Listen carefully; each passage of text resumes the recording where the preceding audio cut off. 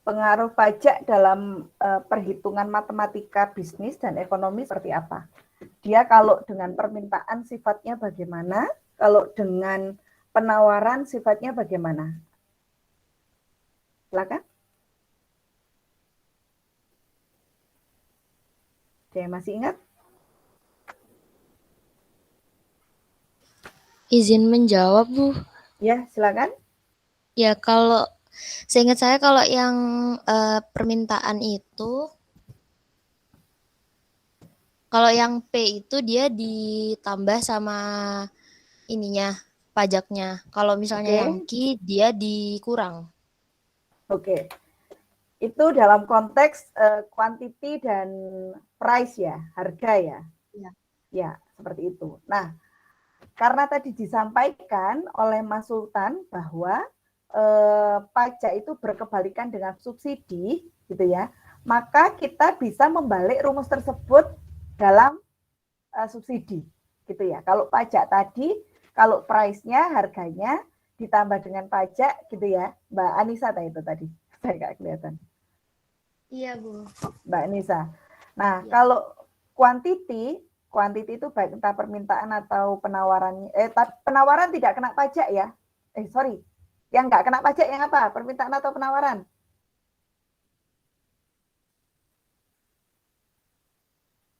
Permintaan.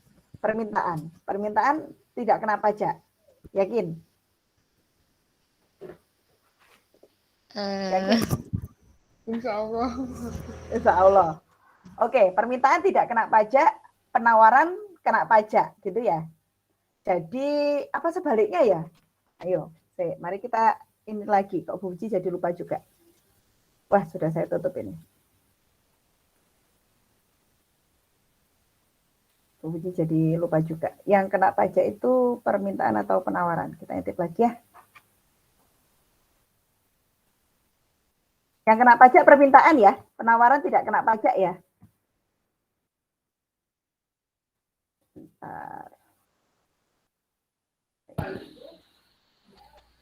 Bukannya penawaran ya, Bu ya, kena pajak. Bentar.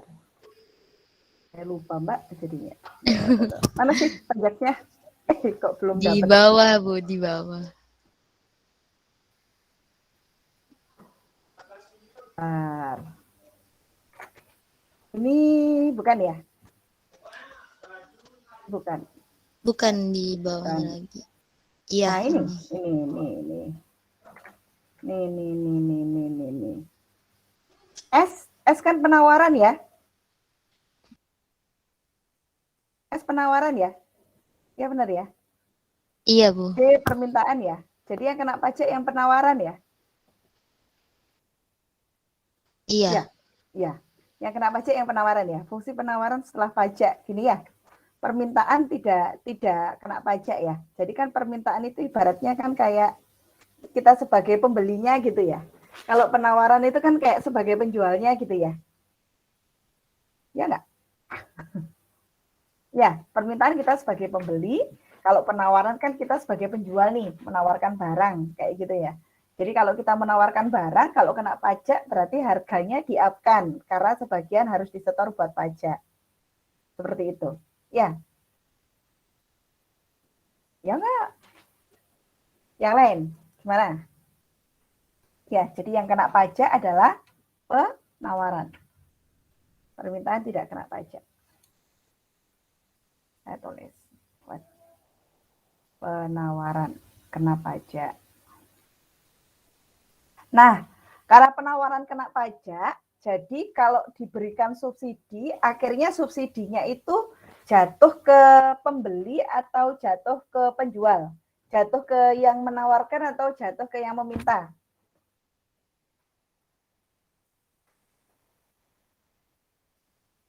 Kalau ada subsidi dari pemerintah, harga pokok misalkan kayak disampaikan Mas Sultan, subsidinya itu diberikan kepada yang menawarkan atau yang meminta? Menawarkan. Menawarkan.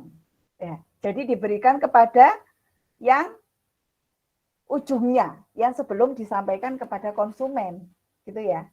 Bisa saja subsidinya itu diberikan kepada produsennya sehingga dia bisa menjual dengan harga lebih murah gitu ya, atau kepada distributornya sehingga dia bisa menjual lebih murah karena dapat subsidi dari pemerintah.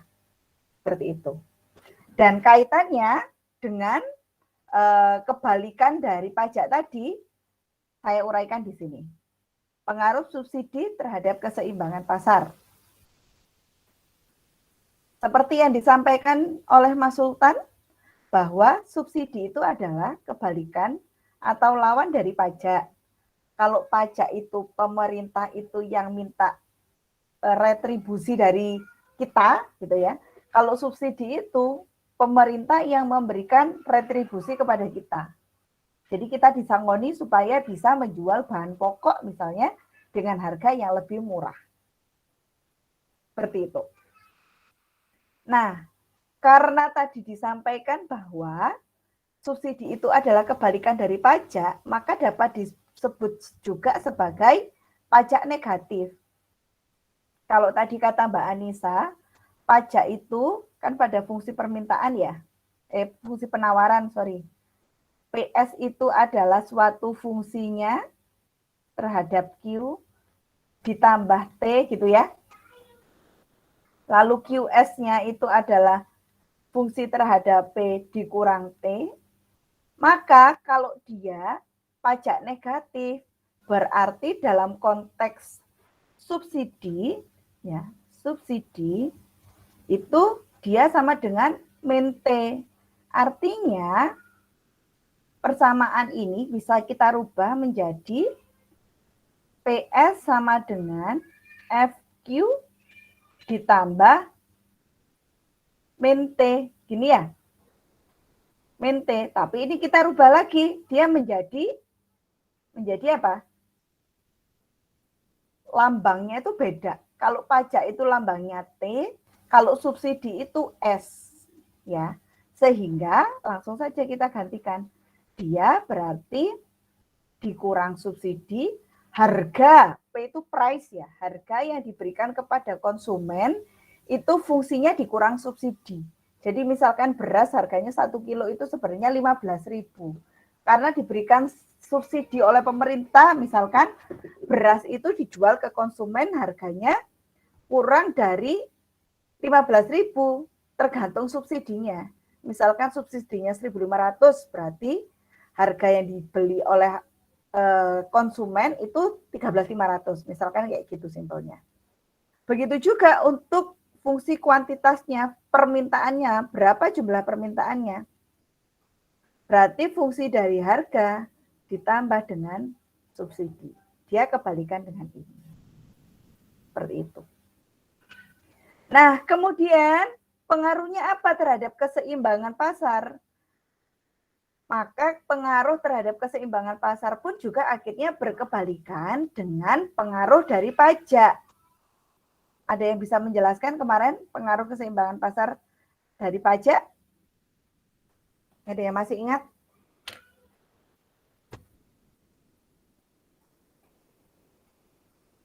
Ada yang masih ingat?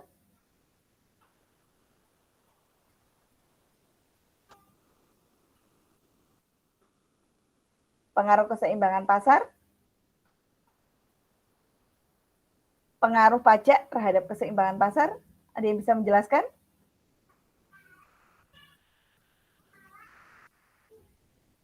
Minggu lalu kita belajar ya, keseimbangan pasar yang meliputi PE, QE gitu ya, equilibrium ya.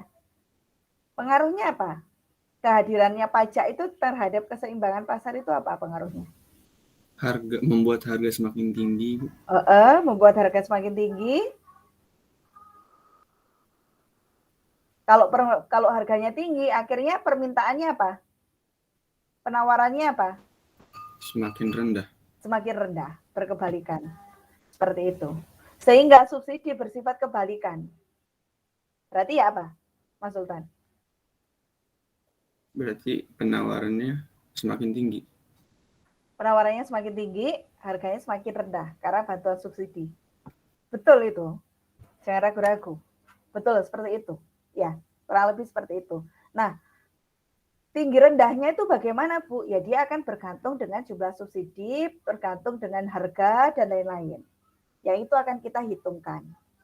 Ya, oke. Nah, subsidi ini dapat bersifat spesifik dan dapat juga bersifat proporsional. Ini bergantung dengan barangnya. Barang yang akan diberikan subsidi itu apa? Nah, ini pengaruh subsidi. Jadi, saya hapus dulu ya. Kok jadi gini ya? Oke. Pengaruh subsidi, ya. Subsidi yang diberikan atas produksi atau penjualan suatu barang itu menyebabkan harga jual barang tersebut menjadi lebih rendah.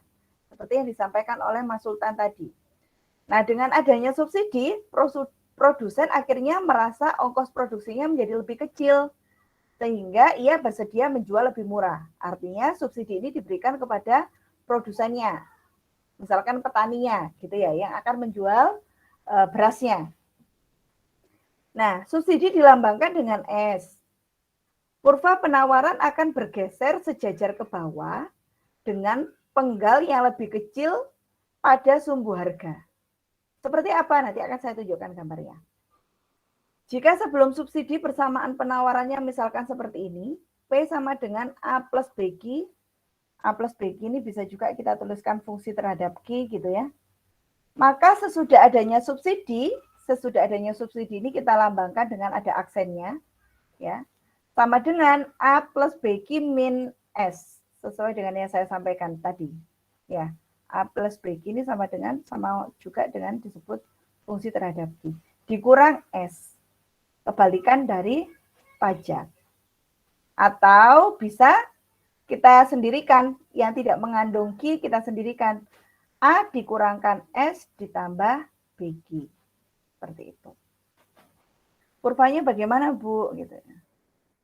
Belum, kita ke contoh dulu. Contoh permintaannya P sama dengan, saya tulis gini ya, PD gitu ya. Permintaan. Ini PS. Permintaannya P sama dengan 15 min Q.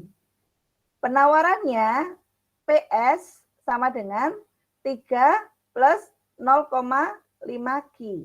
Nah, kenapa kok kita perlu tahu yang mana permintaan, yang mana penawaran? Supaya kita tahu meletakkan subsidinya itu di mana. Gitu ya. Tadi kita sudah mengulang lagi peletakan pajak dan peletakan subsidi ada di mana? Fungsi penawaran. Fungsi penawaran. Sehingga subsidi 1,5 ini bisa kita masukkan ke sini. P aksen gitu ya, sama dengan 3 ditambah 0,5 Q dikurang 1,5. Dikurang ya, karena kita bicara subsidi. Kalau pajak ditambah. Berarti sama dengan 3 dikurangkan 1,5, 1,5, gini ya, ditambah 0,5 Q. Berapa P dan Q keseimbangan sebelum dan sesudah subsidi? Sekarang kita hitung dulu sebelum subsidi. PE ini tercipta ketika apa? QD sama dengan QS gitu ya. QD sama dengan QS. QD sama dengan QS. Coba kita rubah ini. Kalau yang pertama, PD sama dengan 15 min Q. Berarti Q-nya sama dengan 15 min PD. Gitu ya? 15 min P. Sama dengan QS-nya. PS sama dengan 3 plus 0,5 Q. S gitu ya? Kalau ini QD. Berarti gimana? 0,5 QS sama dengan PS min 3. Paham nggak? Kalau nggak ngerti boleh tanya ya untuk geser-gesernya ini ya. Jadi ini kita biarkan di ruas kanan, 3 ini kita pindah ke ruas kiri dan menjadi negatif. PS min 3. Sama dengan 0,5 QS. Berarti QS-nya sama dengan PS min 3 dibagi setengah. Kalau dibagi setengah sama dengan dikalikan 2. Ingat ya, dibagi setengah sama dengan dikalikan 2. Berarti sama dengan 2PS min 6. Sehingga QS-nya diganti menjadi 2P min 6. Yang P kita dekatkan dengan P. Min P, 2P kita pindah ruas menjadi 3P. Min P, min 2P gitu ya, sama dengan min 6 ini kita biarkan, 15-nya kita pindah ruas jadi min 15. Jadi min 3P sama dengan min 21.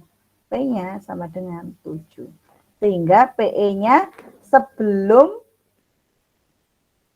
diberikan subsidi adalah 7. QE-nya kita bisa pakai yang mana saja ya, sesuka kita. Misalkan saya mau pakai yang ini, karena tadi sifatnya kan sama dengan. QE sama dengan 15 min 7, sama dengan 8. Jadi sebelum adanya subsidi, PE-nya keseimbangan untuk nilai harga adalah 7, dan keseimbangan untuk jumlahnya adalah 8. Sekarang setelah subsidi, saya akan ganti warna. Setelah subsidi berarti kita akan rubah dulu persamaannya. Ini saya hapus dulu. Oh ini udah. P sama dengan 1,5 kita jadikan Q sama dengan ya. Kita jadikan Q sama dengan. Berarti kita rubah dulu. Kalau P sama dengan 1,5 plus 0,5 Q. Jadi 0,5 Q gitu ya. Sama dengan P dikurangkan 1,5. Sehingga Q sama dengan 2P min 3. Ini yang QS. Karena yang satunya masih tetap ya. Untuk QD-nya sama dengan 15 min P. Sekarang kita samakan. QD sama dengan QS. Berarti 5 ini D ya. 15 min P sama dengan 2P min 3. Ya, min 3P sama dengan min 3 min 15, min 18. Ya, P-nya sama dengan 6. PE-nya. QE-nya kita tinggal masukkan salah satu. 15 min P, 15 min 6 adalah 9. Dari sini kita sudah bisa melihat sebelum adanya subsidi, misalkan harganya itu 7. Setelah ada subsidi, harganya itu 6. Sebelum ada subsidi, permintaannya 8. Setelah ada subsidi, permintaannya 9. Artinya subsidi itu menyebabkan harga itu semakin turun, sehingga permintaan semakin naik. Sebaliknya dengan pajak. Dari perhitungannya ada yang ingin ditanyakan? Yang nggak paham yang mana?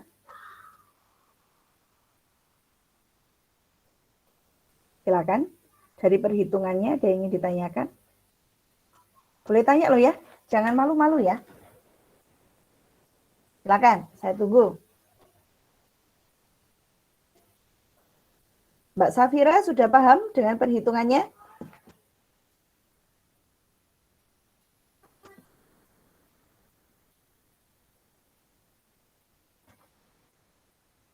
Mas Sultan sudah paham dengan perhitungannya?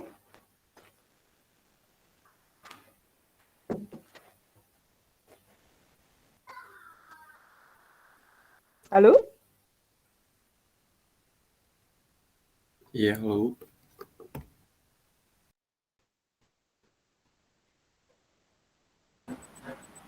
Izin bertanya, Bu. Halo, suara saya masih terdengar atau enggak? Izin bertanya, Bu. Oh iya, terdengar. Ya, silakan. Yang QS itu kok 2P min 6 itu dari mana, Bu? Agak bingung. QS yang Yang atas ini. perbandingannya, yang perbandingannya, yang warna itu 2P min 6 itu gimana, kok agak bingung. Mana ya? Ini ya, yang ini ya. Iya. Oke, saya bahas dulu. Yang saya hapus ini ya, saya hapus dulu ya. QS itu adalah permintaan dari supply, alias kalau supply itu penawaran. Berarti kita ambil persamaan ini.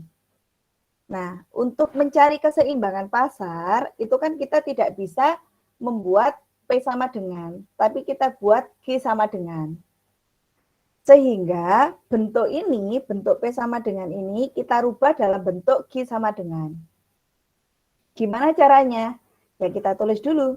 P sama dengan 3 plus 0,5 Q. Kita tadi kan diminta Q sama dengan ya Bu. Oke. Berarti yang Q kita pindah. Kita sendirikan di ruas kiri. Misalkan 0,5 Q. Saya pindahkan 0,5 Q. Atau Bu, kalau pindah ruas kan jadinya minus Bu. Oke, saya nggak masalah. Pindah ruas minus juga nggak masalah ya. Ini 0,5 Q, biar nggak minus, saya tetapkan di ruas kanan. Sehingga 3 yang kita pindah ke ruas kiri, supaya Q-nya ini jadi independen gitu ya. Jadi P dikurangkan 3. Nah, kalau 0,5 Q sama dengan P min 3, sekarang kalau Q berarti berapa, Bu? Q-nya berarti kan sama dengan P min 3 dibagi 0,5. Kita di SD pernah belajar, kalau dibagi setengah, itu misalkan gini, misalkan 7 dibagi setengah, itu kan sama dengan 7 dikali ininya dibalik ya, 2/1. Ingat nggak? Kayak gitu. Kalau kita dibagi per peran, itu sama Ya, dengan ingat tuh. ya, dikali terus dibalik penyebut pembilangnya. Maka ini pun juga demikian. Sehingga Q-nya sama dengan P min 3 dibagi setengah, sama dengan dia dikalikan 2. Berarti sama dengan 2 dikalikan P min 3. Nah, 2P, 2 dikalikan P min 3, kalau kita kalikan 1/1, maka dia menjadi Q sama dengan 2P min 6, menjadi ini. Sebenarnya untuk S ini boleh ditulis, boleh enggak ya? Yang atas ini ya, mana sih? Yang ini. Ini boleh ditulis, boleh enggak. Karena sebenarnya dia cuma buat bedain mana yang supply, mana yang demand. Sehingga mana yang bisa dikenai subsidi, mana yang tidak bisa dikenai subsidi. Seperti itu. Gimana? Cukup paham? Ya, sudah paham, Bu. Terima kasih. Oke, bagus. Ada lagi yang mau ditanyakan?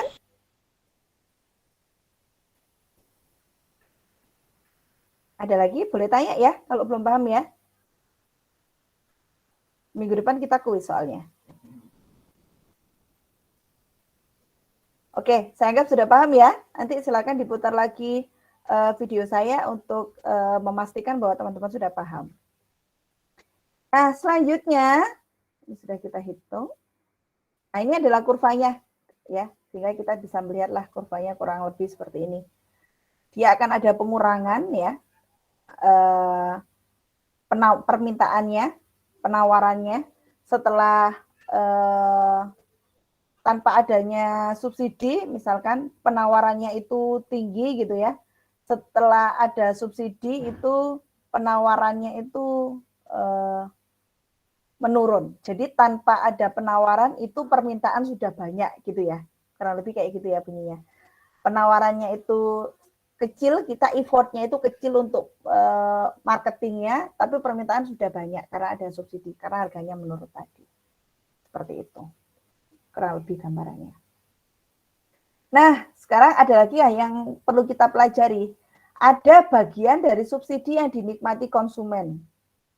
Bagian subsidi yang dinikmati konsumen itu besarnya bagian dari subsidi yang diterima secara tidak langsung oleh konsumen. Atau kita tuliskan SK, subsidi konsumen. Definisinya apa Bu subsidi yang diberikan kepada konsumen atau subsidi yang dinikmati oleh konsumen? Tadi kan Bu Puji menyampaikan kalau subsidi itu diberikan kepada produsen atau distributor. Kok ini ada yang dinikmati dengan konsumen? Definisinya adalah selisih antara harga keseimbangan tanpa subsidi dengan harga keseimbangan dengan subsidi. Akhirnya secara tidak langsung konsumen pun ikut menikmati yang namanya subsidi. Ya enggak? Ya enggak? Boleh diulang nggak, Bu? Ya, boleh diulang. Tadi kan Bu Puji menyampaikan bahwa subsidi ini kan diberikan kepada produsen atau distributor, gitu ya. Nah, kok di sini Bu Puji menyampaikan bahwa subsidi itu bisa dinikmati oleh konsumen? Oh, ternyata bisa loh. Dari mana, Bu? Subsidi yang dimaksud subsidi yang dinikmati oleh konsumen itu adalah selisih antara harga keseimbangan tanpa subsidi dan harga keseimbangan dengan subsidi. Contohnya gimana? Di pembahasan sebelumnya dihitung bahwa sebelum adanya subsidi, harga keseimbangannya itu adalah 7. Setelah adanya subsidi, harga seimbangannya itu 6. Artinya, ternyata konsumen pun juga bisa loh menikmati subsidi. Dari mana? Dari 7 dikurangkan 6. Harga sebelum subsidi dengan harga dikurangkan subsidi. Jadi yang dimaksud subsidi yang dinikmati oleh konsumen itu artinya selisih harga yang diperoleh gitu ya. Dengan harga yang sebelum adanya subsidi dengan harga yang sudah ada subsidi. Misalkan nih harga apa ya yang sering kita pakai harga gula itu loh normalnya itu loh 15.000. Tapi per 2020 atau 2019 di supermarket itu loh harga beras harga gula itu 1 kilo itu maksimal 12.500. Tapi maksimal pembelian 4 kantong. Teman-teman pasti tahu ya kalau nemenin ibu belanja gitu ya, menemenin mama belanja, nemenin bunda belanja pasti tahu. Harga di warung itu loh 15.000. Tapi kok kalau kita ke Sprindo atau kita ke Giant harganya itu gula itu 1 kilo itu 12.500. Artinya subsidi gula itu diberikan ke supermarket, misalkan kayak gitu. Nah, terus mana subsidi yang katanya subsidi konsumen? Lawong dia subsidinya diberikan ke ini kok Bu, diberikan ke supermarketnya kok kenapa kita yang dibilang anggap menikmati subsidi? Lah ini, lah kalau awalnya sebelum subsidi itu kita harganya 15.000. Setelah subsidi 12.500. Berarti kan ada penurunan harga sejumlah 2.500. Nah, inilah yang disebut sebagai subsidi yang dinikmati oleh konsumen atau subsidi konsumen. Paham nggak kira-kira? Paham, Bu. Paham. Oke, mudah ya? Nah, sehingga sesuai dengan ini kita tinggal mengikuti rumusnya. SK, subsidi dari konsumen, itu ingat yang ini equilibrium loh ya, alias harga keseimbangan ya, atau keseimbangan pasar ya. Bukan harga permintaan atau harga penawaran, tapi harga keseimbangan. Harga keseimbangan pasar itu kayak apa, Bu? Ya, misalkan di Surabaya itu harganya gula itu 15.000. Di Kediri itu 13.500. Nah, akhirnya kan per tahun, saya lupa per tahun berapa, itu kan akhirnya harga itu per area itu kan disamakan. Misalkan di Jawa Timur, di pasar itu harus jual harga gula sebesar 13.000 misalkan. Dan itu harus sama. Nggak boleh yang toko ini sekian, yang toko ini sekian gitu ya. Kalau ketahuan itu nanti akan mendapat sanksi. Nah, itulah yang disebut dengan harga keseimbangan.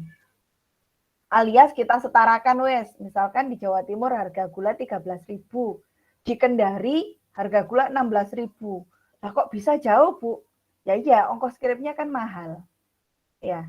Jadi kita akan menghitung harga keseimbangan pasar tadi adalah harga yang merata di seluruh Indonesia, misalkan seperti itu. Sehingga rumus yang diberikan di sini adalah harga keseimbangan pasar dikurang dengan harga keseimbangan pasar setelah adanya subsidi. Seperti itu. Ya, dan itulah yang disebut subsidi yang dinikmati oleh konsumen. Kalau subsidi yang dinikmati produsen, ya itu tadi yang diberikan dari biaya produksinya. Ya, rumusnya adalah subsidi yang diberikan yang dinikmati oleh produsen sama dengan subsidi yang diberikan oleh pemerintah dikurangkan subsidi yang diberikan oleh yang dinikmati oleh konsumen. Misalkan nih, subsidinya kita berikan 1,5 tadi ya. Kita hitung SP sama dengan S min SK. Kita tinggal ngikutin rumus ini aja. Ya, subsidi yang diberikan dikurangi subsidi yang dinikmati oleh konsumen. Maka itu adalah sisa subsidi yang dinikmati oleh produsen. Bu, kok semakin dikit? Ya iya, kan kalau produsen nanti dikalikan berapa yang diproduksi gitu kan ya. Ini kan satuannya ya. Kalau konsumen kan menerimanya kan sedikit-sedikit. Jadi kerasanya itu banyak, tapi pembeliannya sedikit. Kalau produsen itu kan kelihatannya sedikit, tapi kan dikalikan berapa banyak yang berhasil diproduksi. Seperti itu. Sehingga kita masukkan rumus SP sama dengan S min SK. SK sama dengan PE dikurangi PE aksen. Seperti ini.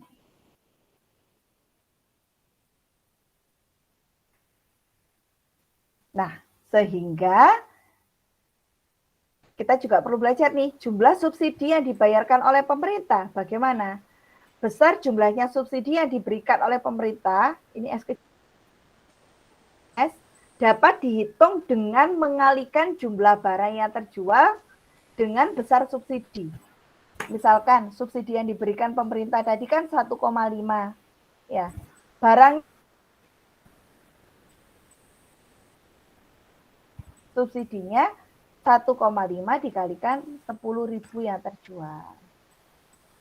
Jadi yang diberikan pemerintah nanti akan melayang lebih banyak. Berarti sama halnya dengan bagian subsidi yang diberikan produsen tadi. 0,5 dikalikan berapa banyak yang sudah diproduksi. Sampai sini ada yang ingin ditanyakan?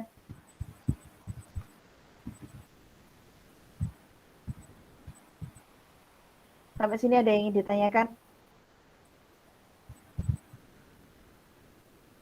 Jangan malu-malu loh ya, boleh tanya ya. Tidak. Itu ada yang belum di-mute. Mau tanya? Oh ya, oke. Masih bisa dipahami ya? Gampang ya perhitungannya ya. Nanti ada beberapa latihan soal perlu teman-teman.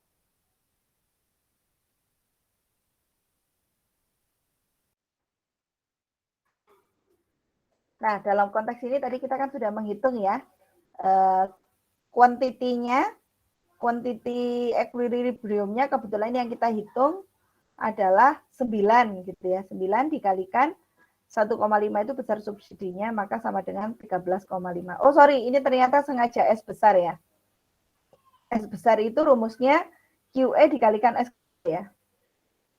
S besar itu subsidi yang pemerintah sama dengan QE dikalikan S kecil. Seperti itu.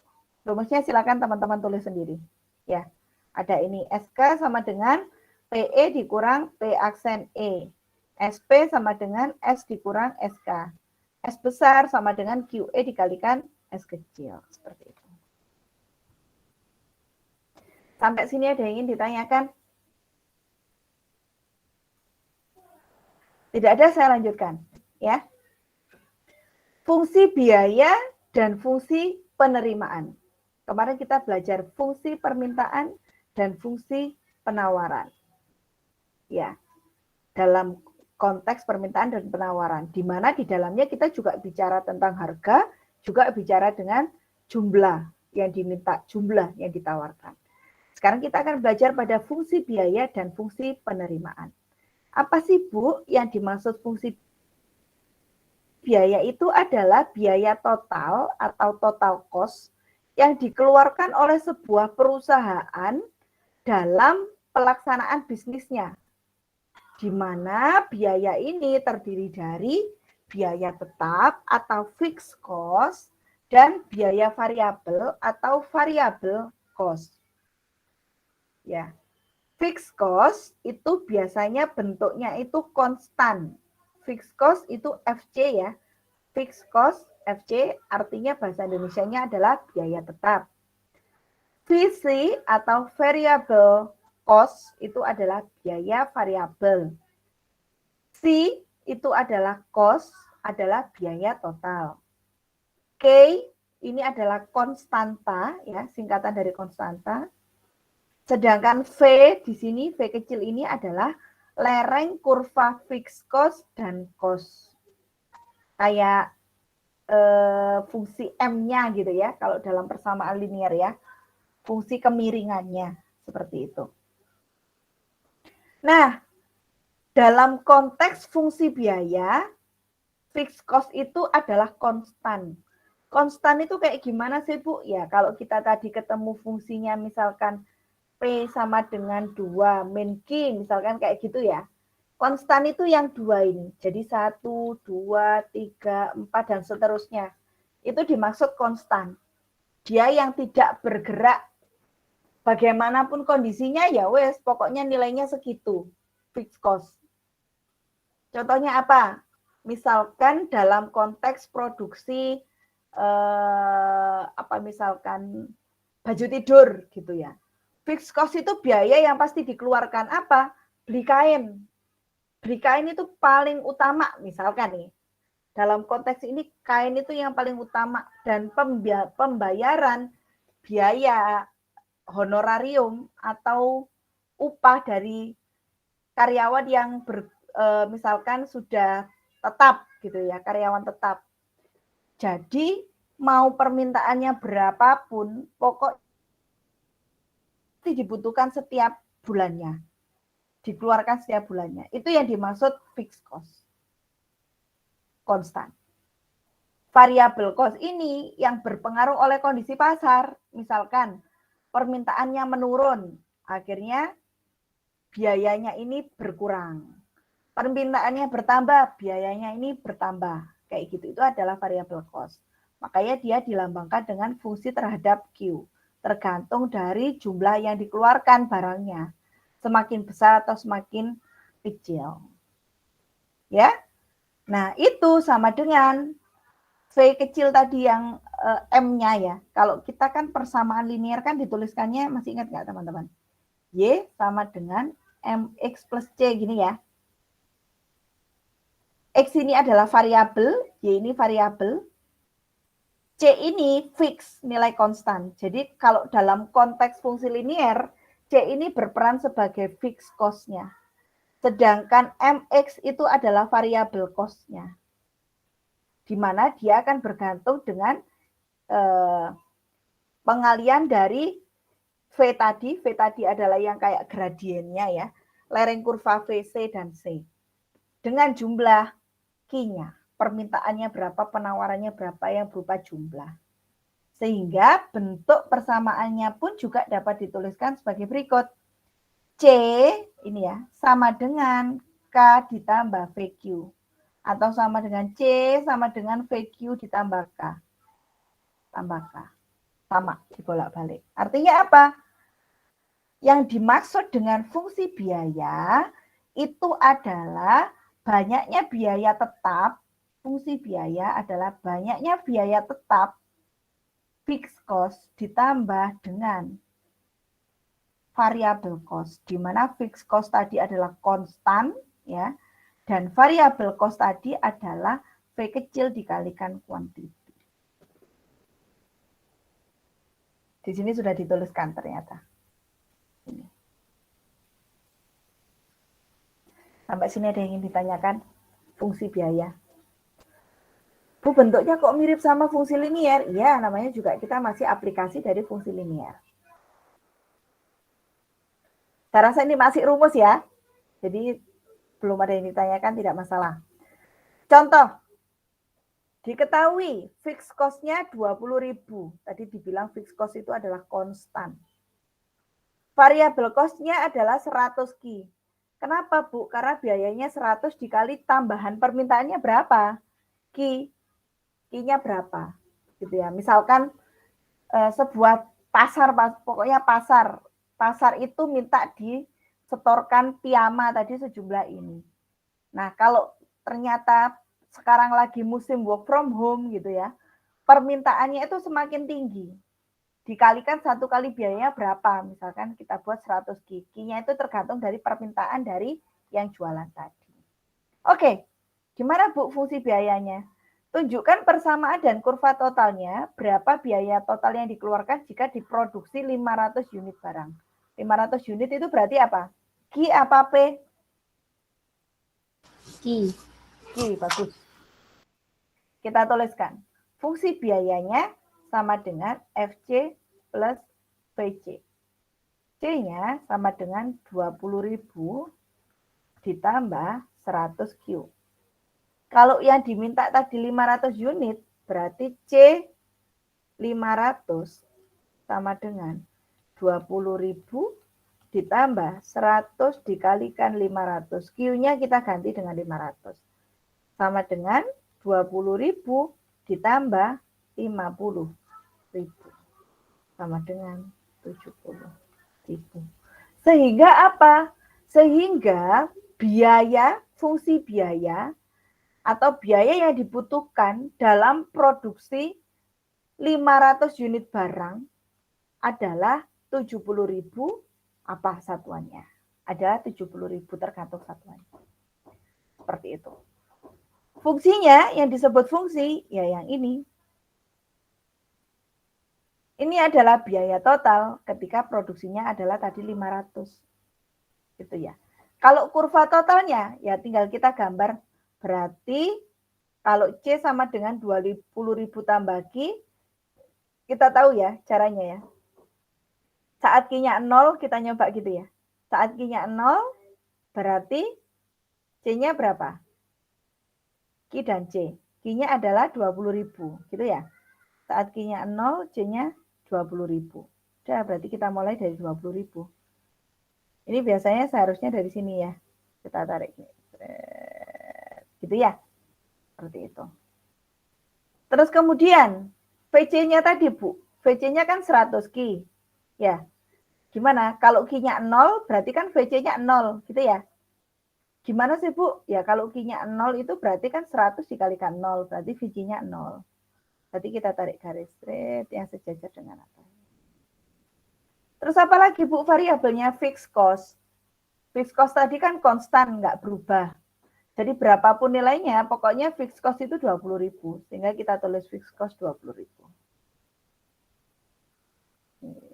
Jadi dalam grafik kita punya 3 aspek. Ada VC, ada FC, ada VC, ada C. Di mana C ini adalah FC ditambah VC. Sampai sini ada yang ingin ditanyakan.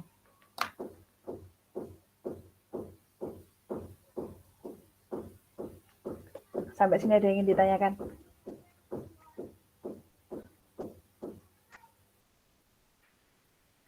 Kalau diem itu biasanya nggak mudeng tambahan. Ayo, silakan. Jangan malu-malu, boleh bertanya.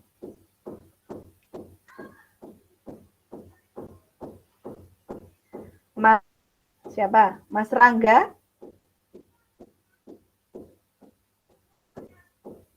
Ada yang namanya Rangga kan ya?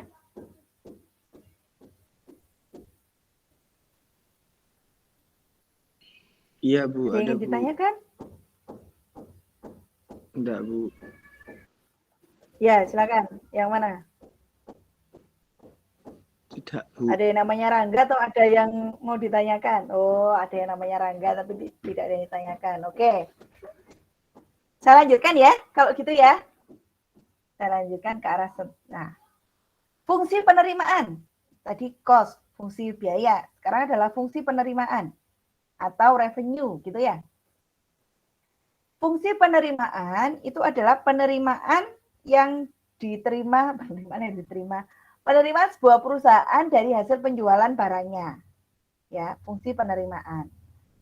Itu tadi merupakan fungsi dari jumlah barang yang terjual atau jumlah barang yang dihasilkan.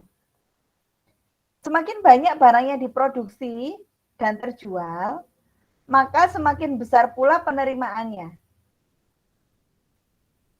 Penerimaan total disebut juga sebagai total revenue.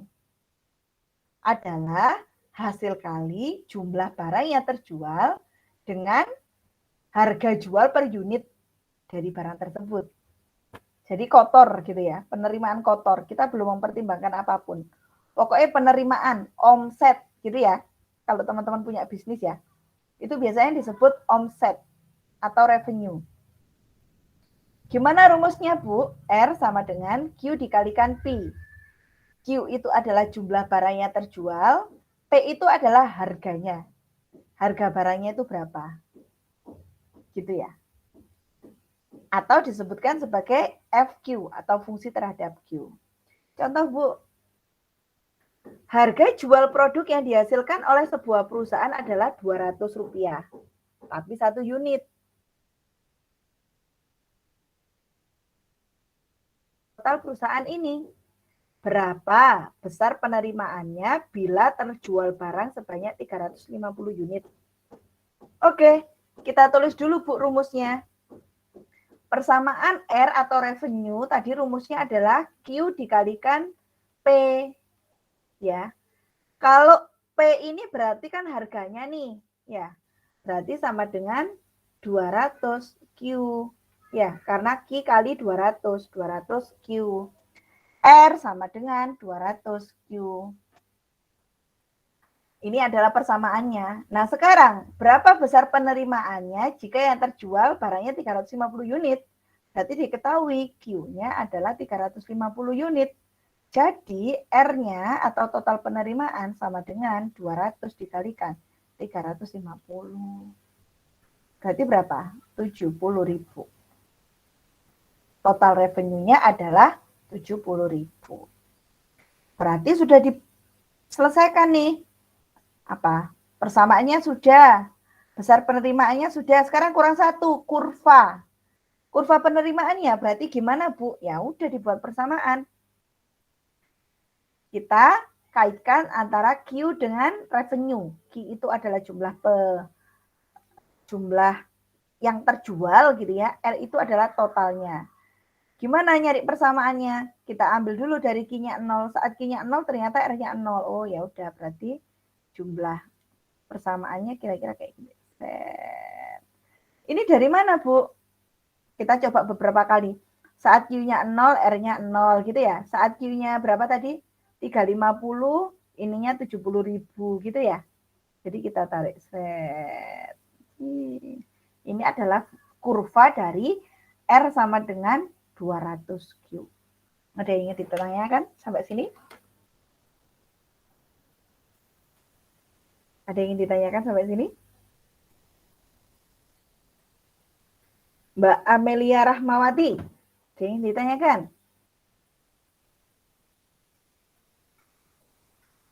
Cukup, Bu. Cukup. Mas Reksa Arsilia. Mas atau Mbak ya? Mbak ya? Reksa Arsilia. Ada yang ingin ditanyakan? Enggak, Bu. Nggak ada, Mbak ya? Reksa ya? Oke. Kalau nggak ada yang ditanyakan, berarti saya lanjutkan pada analisis peluang ya ini ya. Analisis peluang pokok. Analisis peluang pokok. Ya.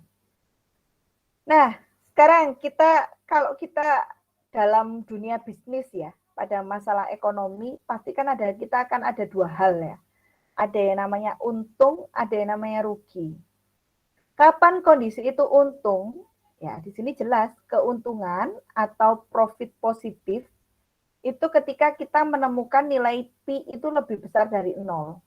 P itu apa, Bu? Selisih antara revenue dan biaya. Ya. Jadi kondisi P lebih besar dari 0 itu ketika revenue, penerimaan itu lebih besar daripada biaya. Biaya itu ya kulaannya tadi, biaya produksi, biaya lainnya. Seperti itu.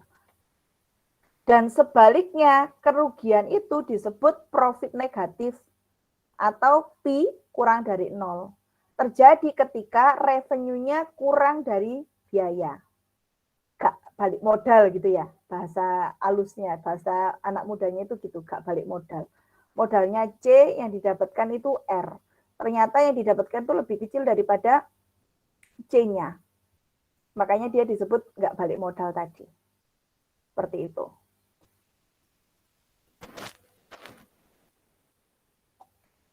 Lalu kemudian konsep yang lebih penting berkenaan dengan revenue dan biaya itu yang dinamakan peluang pokok atau break even. Kalau kita biasanya kenalnya dengan BEP. Ya. Break even point. Kapan titik pas dia itu berada di kondisi stabil, balik modal. R-nya itu sama dengan C. Biayanya itu sama dengan revenue-nya. Kayak gitu. Yaitu suatu konsep yang digunakan untuk menganalisis jumlah minimum produksi yang harus dihasilkan atau terjual supaya dia itu tidak terjadi kerugian. Biasanya itu kalau kita membuat proposal pengajuan bisnis gitu ya, atau kita mau ikut lomba wirausaha, kita bikin proposal, pasti ada yang namanya BEP. Jadi modal itu akan balik setelah barang itu terjual minimal berapa. Misalkan teman-teman mau jual piyama tadi. Ini awal itu pasti pengeluarannya banyak. Soalnya kan kita beli kain, nggak mungkin beli kain satuan. Kain pasti langsung satu gulung untuk produksi. Benang juga nggak bisa beli meteran. Benang langsung satu gulung. Nah, supaya paling tidak modal ini kembali, itu kira-kira penjualannya harus berapa? Itu. Kondisi break even itu artinya profitnya 0. Jadi dia antara bukan untung juga tidak rugi karena dia balik modal. Terjadi ketika revenue sama dengan cost. Nilai penerimaan sama dengan biaya yang dikeluarkan. Perusahaan tidak memperoleh keuntungan tetapi tidak pula mengalami kerugian. Secara grafik digambarkan seperti ini. Nah, revenue-nya segini, C-nya segini. Oke, berarti pas penjualan berapa nih TPP-nya nih? Break even point-nya atau BEP-nya. Oh, pas penjualan sekian dia ketemu BEP. Kayak gitu. Ya. Kalau gini kan kita bisa lihat ya. Saat penjualannya itu sedikit, gini ya, biayanya itu segini, terus penjualannya gini, pada akhirnya dia akan, ini yang namanya kondisi profit positif, ini yang namanya kondisi profit negatif, oh ini ya, profit negatif, ini yang dinamakan profit positif, yang ini adalah profit 0, alias revenue-nya sama dengan cost, alias BEP. Cukup paham ya? Gampang ya? Sebenarnya secara konsep saya yakin teman-teman sudah paham itu. Cuman kita hari ini akan menyampaikan konsep-konsep yang sudah teman-teman pelajari dalam bentuk matematis. Sehingga kita itu bisa ngitung beneran. Gak cuman, ayo kita bakulan berapa wes kok ndelok sih, apa kata nanti lah dia dapatnya berapa untung atau enggak. Enggak kayak gitu. Jadi kita bisa memprediksi di awal. Saya produksi piyama ini dia akan untung kalau penjualannya minimal 50. Jadi ayo aku yuk apa carane, cek paling enggak terjual 50 ini dulu. Entah itu mau akhirnya buka bazar atau ditawarkan melalui iklan di Instagram misalkan supaya paling tidak terjual barang ini saya dulu. Setelah itu baru pokoknya aku kalau udah melewati BEP ini selamat karena selebihnya pasti untung. Kalau nggak melewati BEP berarti aku masih kondisiku rugi.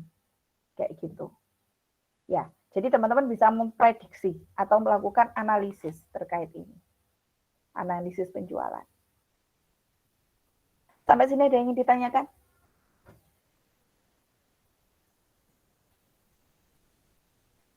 Sampai sini ada yang ingin ditanyakan?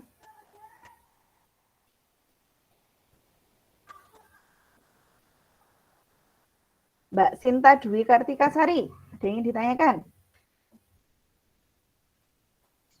Tidak, Bu, sudah. Sudah. Mbak Versa, sorry, Mas Versa, ada yang ingin ditanyakan?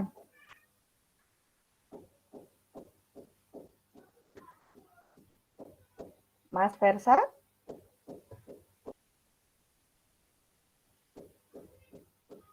Ayo, jangan ditinggal ke pasar loh ya, Bu Puji ya. Mas Versa? Ditinggal ke kamar mandi atau ke pasar ini?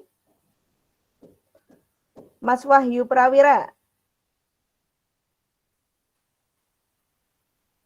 Hadir, Bu. Ada yang ingin ditanyakan? Cukup, Bu. Cukup. Oke. Saya lanjutkan ya. Kalau gitu ya. Oke, saya lanjutkan lagi. Contoh kasus. Diketahui fungsi biayanya itu sama dengan 20.000 ditambah 100 Q. Fungsi revenue-nya adalah 200 Q. Berapakah tingkat produksi pada saat BEP dan apa yang terjadi pada saat produksi sebanyak 300 unit? Oke. Kita akan analisis dulu. P itu kita peroleh dari nilai R dikurang C. Ya.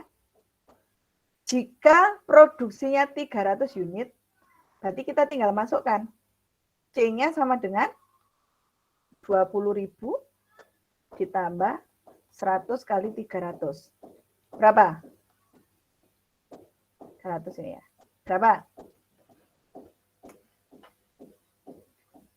30.000. Ya. Ditambah 20.000. 50.000. 50.000. Revenue-nya 200 dikalikan Q-nya 300. Berapa? 60.000. Mbak Fiksa? 60.000. Bagus. Berarti P-nya positif atau negatif? Positif. Positif. Good job. 50.000. Sama dengan 10.000. P-nya positif.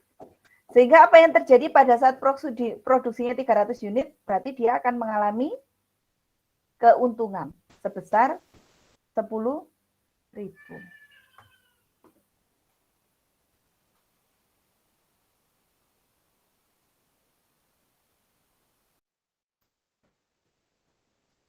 Ini BEP-nya. Sudah ya? Oh, sudah gini aja. Tingkat produksinya nggak perlu dihitung. Ini ya. Ini ya. Oke.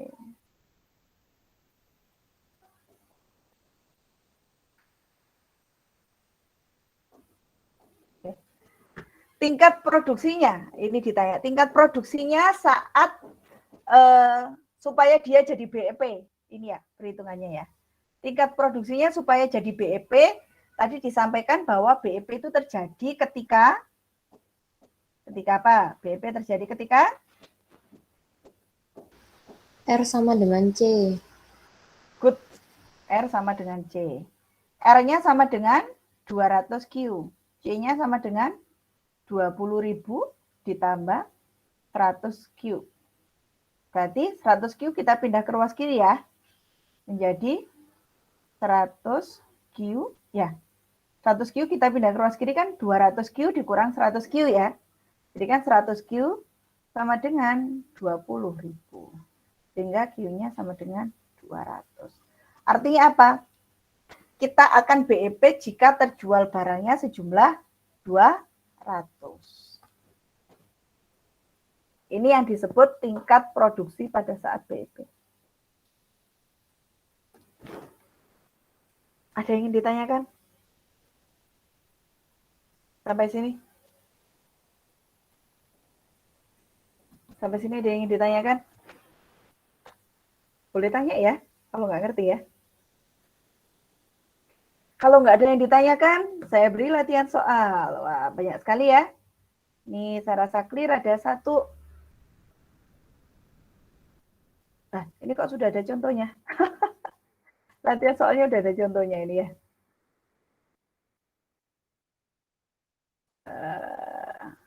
Ya, kalau sudah ada contohnya berarti ya nggak perlu dikerjakan ya. Kalau sudah ada jawabannya ya. Nanti teman-teman baca ya, kurang lebih sama seperti itu. Nah, di akhir saya akan tutup dengan yang namanya fungsi konsumsi dan tabungan. Ya, fungsi konsumsi dan tabungan dilambangkan dengan C. Fungsinya itu meliputi ada kaitannya dengan pendapatan, ada kaitan dengan pajak perorangan, entah itu pajak penghasilan atau pajak harta benda lainnya, atau pajak pertambahan nilai. Ada tingkat bunga pasar, ada kekayaan konsumen, kekayaan tadi yang harta tadi ya, saya bilang ya. Ada hutang konsumen, ada kredit konsumen yang tersedia, ada keyakinan konsumen. Kayak apa sih, Bu? Langsung aja kita masukkan ke fungsinya. Ya, ini adalah grafik fungsi dan tabungan. Tadi tabungannya apa lambangnya ya? Tabungannya mana tingkat? Di sini dilibatkan dengan Y perorangan T besar. Oke, kita lihat dulu aja. Grafik fungsi konsumsi dan tabungan. Jadi ya pas banget ya hari ini tanggal 25 misalkan atau tanggal 1 ketika teman-teman sudah mendapatkan penghasilan, maka kita bisa menghitung nih fungsi tabungan ini nanti fungsi tabungan dan fungsi konsumsi itu kaitannya biasanya berkaitan dengan perusahaan keuangan gitu ya yang akan menawarkan misalkan kartu kredit gitu ya atau akan menawarkan pinjaman lunak kayak gitu ya. Kira-kira kalau dari penghasilan yang didapatkan dan pengeluarannya itu kan bisa ke tracing ya. Kalau kita misalkan pakai salah satu jenis bank itu bisa men-tracing debitnya berapa, debit dan kredit dan debit itu selama 1 bulan itu berapa, seperti apa, dan itu mereka akan menggambarkan dalam bentuk fungsi sebenarnya. Pengeluarannya apa saja sih orang ini? Misalkan Mas Reksa, penghasilannya sekian, ternyata pengeluarannya itu langsung kena debit untuk belanja pacar sekian gitu ya. Untuk cicilan rumah misalkan sekian, untuk tabungan pendidikan anak sekian, untuk pajak penghasilannya sekian, terus administrasi bank sekian. Nah, itu kan akhirnya menjadi pengurang ya. Pengurang dari penghasilannya yang sudah diberikan. Terus dia dapat bunga dari bank sekian, misalkan kayak gitu ya. Nah, itu bisa di-trace dan bisa dijadikan sebuah fungsi yang akhirnya disamaratakan. Makanya bank itu nggak tahu kan, pokoknya debitnya berapa, kreditnya berapa. Entah itu uang titipan gitu ya. Pokoknya kayak Bu Puji nih, habis misalkan pegang uang negara, uang penelitian banyak, akhirnya ditawarin kartu kredit yang tingkat tertinggi, misalkan yang warna hitam gitu ya, udah kayak Aldebaran ya. Padahal itu uang dari negara. Nah, bank itu tidak bisa men-tracing itu uang siapa. Yang penting dia lihat masuk ke rekeningnya saya, konsumen misalkan, lihat nasabah, uangnya masuk sekian, keluarnya sekian. Oh, berarti dianggap orang kaya. Makanya ditawari kartu kredit yang mahal. Seperti itu. Ya, dan kita akan sekarang belajar bagaimana sih penulisannya, gitu ya. Misalkan, saya tuliskan fungsi yang pertama, Y sama dengan C plus S. Y tadi penghasilan ya. Dibilangkan Y itu adalah penghasilan. Sama dengan C. C itu tadi adalah apa? Fungsi belanja. S-nya ini apa ya di sini ya? Menyebutkannya ya. Oh, S ini apa? Fungsi sendiri. S ini adalah suatu fungsi, dia beda lagi harusnya dengan itu tadi ya. Dengan subsidi. Dia bukan fungsi subsidi harusnya itu. Tabungan kayaknya S yang dimaksud di sini ya. S sama dengan min A plus 1 min B dikalikan Y. Coba saya lanjutkan dulu. Wah. C ini adalah belanja konsumsi. Keterangannya kurang jelas ya. S-nya di sini tuh apa ya? Belanja konsumsi oleh konsumen. Padahal yang nulis Bu Puji sendiri ya. Bu Puji jadi bingung. Yaitu penghasilan itu sama dengan C plus S. Ah, betul sekali Bu Puji ya. Y sama dengan C plus S. Y itu adalah penghasilan, gajinya. C itu adalah konsumsi. S itu adalah tabungan. Ya. Jadi kalau kita itu baru gajian, pastikan akan kita prioritaskan dalam hal konsumsinya berapa, tabungannya berapa. Ya. Nah, fungsi konsumsi itu persamaannya kayak gini. C sama dengan A ditambah BY. Ya. Apa ini, Bu? Ya, A itu adalah suatu nilai konstan yang mempengaruhi. Ditambah BY, konsumsi. Nah, sedangkan tabungan itu akan bergantung dengan A juga. Tapi persamaannya tabungan S sama dengan min A ditambah 1 min B, Y. A sama B ini apa? A sama B ini konstanta yang mempengaruhi. Yang mempengaruhi dari faktor konsumsi dan faktor tabungan. Misalkan apa? Ya, misalkan pengeluaran tetap, ya. Pengeluaran tetap dikonsumsi ini misalkan cicilan gitu ya. Mas Reksa tadi gajinya itu Y. Pengeluaran tetap itu selama kira-kira 5 tahun ke depan itu dia nyicil mobil sejumlah A rupiah. Jadi A ini nggak boleh diutak-utak. Ya, nggak boleh diutak-utak. B-nya ini adalah bergantung dengan kebutuhan variabelnya. Jadi kan berjalan. Tak karep misalkan saya pokoknya gajian ini pengeluaran tetap saya fix poinnya tadi ya. Pengeluaran tetap saya adalah buat mobil. Sisanya terserah mau saya mau beli kosmetik buat pacar saya, mau saya beli makan mahal atau murahnya itu kan berarti kan berkaitan. Kalau saya makan mahal berarti saya nggak beli baju dulu. Atau saya makan murah tapi saya beli baju. Makanya di sini disebut dinamis. Ya, karena dia akan berubah. Sedangkan A-nya, pengeluaran tetapnya ini tidak bisa dirubah. Makanya dia konstan. Begitu juga dengan tabungan. Fungsi tabungan itu dia akan berkurang karena pengeluaran tetap ini. Saya mau nabung sekian dari gaji saya. Tapi kan saya harus mengeluarkan yang pasti cicilan mobil ini. Cicilan mobilnya Mas Reksa ini harus dibayar dulu. Sehingga dia akan mengurangi tabungan yang akan ditabung oleh Mas Reksa. Ditambah nilai Y dikurangi dari pengeluaran. Ya, B tadi kan pengeluaran. Nilai, misalkan kita gajinya sisanya nih. Kita gajinya Mas Reksa 10 juta. Cicilan mobil 3 juta gitu ya. Sisanya kan 7 juta. Nah, 7 juta itu bergantung. Dia akan berpengaruh dengan konsumsinya. Kalau 7 juta ini konsumsinya 3 juta, maka kita bisa nabung 4 juta. Tapi kalau konsumsinya 6 juta, maka kita bisa ngabung 1 juta. Makanya dituliskan 1 dikurangi. 1 ini 1 kali gajinya. Seperti itu. Paham nggak kira-kira di sini? Paham nggak? Sehingga fungsi gaji, fungsi penghasilan tadi, dia bergantung dengan apa yang dikeluarkan, konsumsi, dan tabungannya. Sampai sini ada yang ingin ditanyakan? Silakan.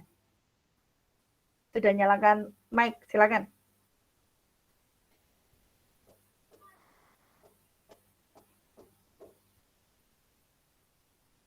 Silakan. Bu, nilai A-nya berapa? Nanti akan bergantung dari soalnya. Ya, kita akan berikan di soal. Langsung ke contoh aja kayaknya. Nah ini ada contoh ya. Jika suatu fungsi permintaan dan penawaran dari suatu barang ditunjukkan oleh QD sama dengan 6 min 0,75P dan QS sama dengan min 5 plus 2P. Berapa harga dan jumlah keseimbangan pasar? Oh, ini soal yang tadi ya, bukan hubungannya dengan ini ya. Bukan hubungannya dengan permintaan ya. Wah, ini sebenarnya mau saya kasihkan soal tapi kok sudah ada jawabannya ya.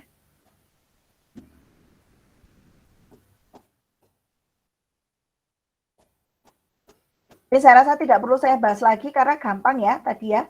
Yang sebelum pajak dan setelah pajak sudah dijawab. Jadi bukan termasuk tugas. Yang ini kayaknya tugas ini ya. Ya, ini tugas 1. Ini adalah tugas 2.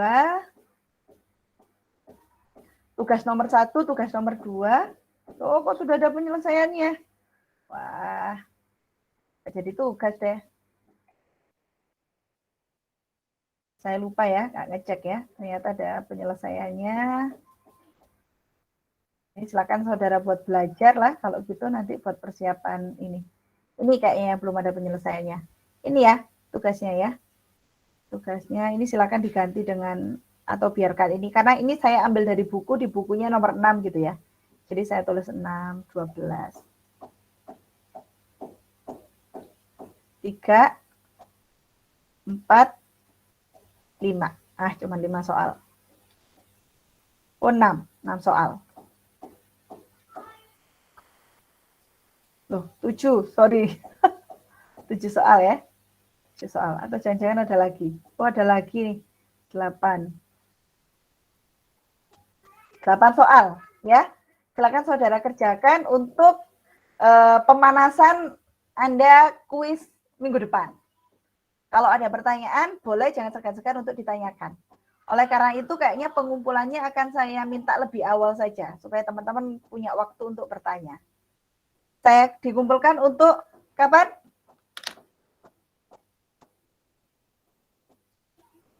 Mas Zulfikar, atau nanti kita sepakati kita tutup dulu ya. Sebelum saya tutup, saya berikan kalimat motivasi dari Pak Zig Ziglar, seorang penulis dan motivator, bahwa berpikir positif itu akan membuat kamu melakukan segalanya lebih baik dibandingkan kita punya pikiran negatif. Nah, sehingga saya tekankan untuk teman-teman, ayo mulai sekarang kita mulai berpikir positif supaya kita bisa menilai orang dengan positif dan berbuat dengan positif. Seperti itu. Baik, saya akan matikan dulu recording sebelum kita diskusi terkait persiapan kuis besok. Saya tutup dulu. Recordingnya saya tutup dulu.